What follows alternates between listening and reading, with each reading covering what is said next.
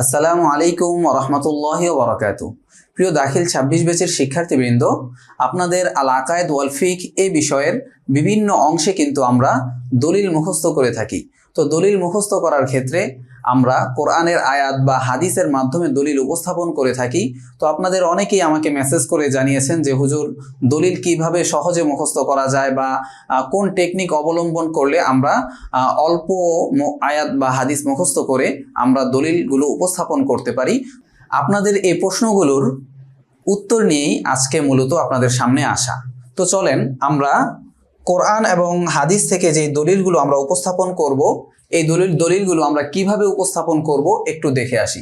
যেমন এইখানে একটা দলিল দেওয়া আছে, ইয়া আইয়ুহাল্লাযীনা আমানু আমিনু বিল্লাহি ওয়া রাসূলিহি ওয়াল কিতাবিল্লাযী নাযালা আলা রাসূলিহি ওয়াল কিতাবিল্লাযী আনজালা মিন ক্বাবল।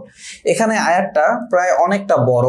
এই আয়াতটা একজন গায়রে হাফেজ বা যিনি হাফেজ না, যেই ছাত্র বা ছাত্রী হাফেজ না, তার জন্য মুখস্থ করা কিন্তু অনেকটা সময় সাপেক্ষ। এবং কেউ যদি মুখস্থ করতে পারে তাহলে তো ভালো, যদি একান্ত মুখস্থ করতে না পারে সেক্ষেত্রে আপনারা যেটা করবেন সেটা হচ্ছে আয়াতের মুখ্য বিষয়টা বের করবেন। আয়াতের অর্থ আমাদের লেকচার শিট প্লাস আমাদের সাজেশনের মধ্যে কিন্তু শাব্দিক অনুবাদ প্লাস সরল অনুবাদ দেওয়া আছে। ওইখান থেকে আপনারা আয়াতের মুখ্য যেই অংশটা এটা বের করবেন। এটা বের করে, যেমন ধরেন এই আয়াতের মধ্যে ইয়া আইয়ুহাল্লাযীনা আমানু, হে ঈমানদারগণ, আমিনু বিল্লাহ, তোমরা আল্লাহর উপর ঈমান আনো, ওয়া রাসূলিহি, এবং তার রাসূলের উপর ঈমান আনো। এতটুক উল্লেখ করলেই মোটামুটি যথেষ্ট।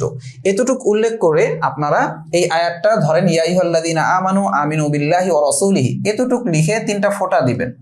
3টা ফোঁটা দেওয়ার পরে এখানে আলিফ লাম খ, অর্থাৎ ইলা আখিরিল আয়া, আলিফ লাম খ, এটা হচ্ছে আপনার সংক্ষিপ্ত, এর মূল রূপ হচ্ছে ইলা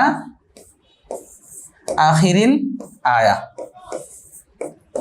তো এই টেকনিকটা অবলম্বন করে কিন্তু আপনাদের যে বড় বড় দলিলগুলো বা হাদিসগুলো, হাদিসের ক্ষেত্রে আমরা মুখ্য উদ্দেশ্য লিখে, হাদিসের ক্ষেত্রে মুখ্য উদ্দেশ্যটুকু শুধু লিখলেই হবে, বুঝে আসছে? হাদিসের ক্ষেত্রে আমরা যদি দেখি তো মুখ্য যে উদ্দেশ্য অতটুক লিখেই বাস আমরা ক্ষান্ত দিয়ে দিব। পুরো হাদিস মুখস্থ করার আমাদের যদি কষ্ট হয় তাহলে দরকার নেই, বুঝে আসছে? তো আশা করি এই টেকনিকগুলো অবলম্বন করলে আমরা অল্প পড়ায় এবং অল্প লিখে বেশি নাম্বার ইনশাআল্লাহ তাআলা আমরা নিয়ে আসতে পারবো। আসসালামু আলাইকুম।